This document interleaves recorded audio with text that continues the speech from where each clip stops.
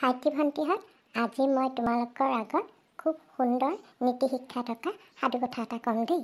সাধুকথাটো হয়তো তোমালোকৰ মাজত বহুতে জানিব পাৰা, কিন্তু তথাপি এই সাধুকথাটোৰ ভিতৰত থকা নীতি শিক্ষামূলক কথাখিনি বৰ সুন্দৰ, আৰু সেইকাৰণে মই তোমালোকক আজি এই সাধুকথাটো ক'ম দেই, আৰু তোমালোকে মনে মনে শুনি যাবা দেই। আচ্ছা, এতিয়া আৰম্ভ কৰিছোঁ বাৰু। সাধুকথাটোৰ নাম হ'ল টুপি বেপাৰী আৰু বান্দৰ। বৰ গৰমৰ দিন আছিল দেই। এজন টুপি বিক্ৰেতাই মোনা এটাত ঢেৰ টুপি লৈ ঘৰে ঘৰে বেচি ফুৰিছিল। এদিন এনেদৰে গৰমখনত ঘূৰি ঘূৰি ফুৰাৰ পিছত বেপাৰীজনৰ বৰ ভাগৰ লাগিল, বৰ গৰমো লাগিল। সি তেতিয়া কি কৰিলে, বাটৰ দাঁতিতে থকা প্ৰকাণ্ড গছ এজোপাৰ তলতে বহি দিলে আৰু টুপি থকা মোনাখন সি কাষতে থ'লে। ইতিমধ্যে গছডালৰ তলত ঠাণ্ডা বতাহ তাৰ গাত লাগিবলৈ ল'লে, আৰু সেই ঠাণ্ডা বতাহ পোৱাৰ লগে লগে তাৰ কি হ'ল, টোপনিৰ ভাৱ এটাই হেঁচা মাৰি ধৰিলে, আৰু তৎক্ষণাত সি কি হ'ল, টোপনি গ'ল। এই যে গছৰ পাতৰ বতাহত টোপনি আহিলে, সি ক'বই নোৱাৰিলে। সি ইমান গভীৰ টোপনিত গ'ল যে তাৰ ক'ত আছে, কি কৰিছে, সি একো ততেই নাপালে।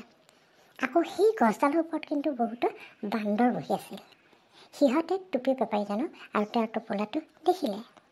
তেতিয়া সিহঁতে মনে মনে গছৰ ওপৰৰ পৰা নামি আহি বেপাৰীজনৰ টোপোলাটো খুলি পেলালে, আৰু লগে লগেতো গোটেই সোপা টুপি ওলাই পৰিল। তেতিয়া সিহঁতে টুপিবিলাক লিৰিকি বিদাৰি চালে, আৰু এটা এটাকৈ টুপি মূৰত লৈ সিহঁতে গছৰ ডাল পালেগৈ। সিহঁতৰ বৰ ফূৰ্তি লাগিল। এনেতেতো টুপি বেপাৰীজনৰ টোপনিটো ভাঙি গ'ল, আৰু তেওঁ সাৰ পাই দেখিলে যে টুপিবোৰটো পিন্ধি গছৰ ডালবোৰত এসোপা বান্দৰ বহি আছে। খঙতে একো নাই হৈ তেওঁ বান্দৰকেইটালৈ চাই জোৰে জোৰে ধমকি দিলে, আৰু তেওঁৰ ধমকি শুনি বদমাছ বান্দৰকেইটাই কি কৰিলে জানা, খুব হাঁহিব ধৰিলে, আৰু সিহঁতে ডালবোৰৰ আৰু ওপৰ পালেগৈ। তেতিয়া বেপাৰীজনৰ আৰু খং উঠিল। তেওঁ ভাবিলে, কি কৰা যায় ইহঁতক, কেনেকৈ মই এতিয়া টুপিকেইটা পাম ইহঁতৰ মূৰৰ পৰা। তেওঁ ভাবিবলৈ ল'লে। হঠাতে তেওঁৰ মনত এটা বুদ্ধি খেলালে। তেওঁ কি কৰিলে, তৎক্ষণাত তেওঁৰ মূৰৰ টুপিটো হাতেৰে লৈ মাটিলৈ দলিয়াই দিলে। বান্দৰকেইটাই দেখিলে তেওঁচোন টুপিটো লৈ মাটিলৈ দলিয়াই দিছে। তেতিয়া সিহঁতে কি কৰিলে, তেওঁক অনুসৰণ কৰিলে, কৰি সিহঁতেও নিজৰ নিজৰ টুপিবিলাক খুলি মাটিলৈ দলি মাৰি দিলে।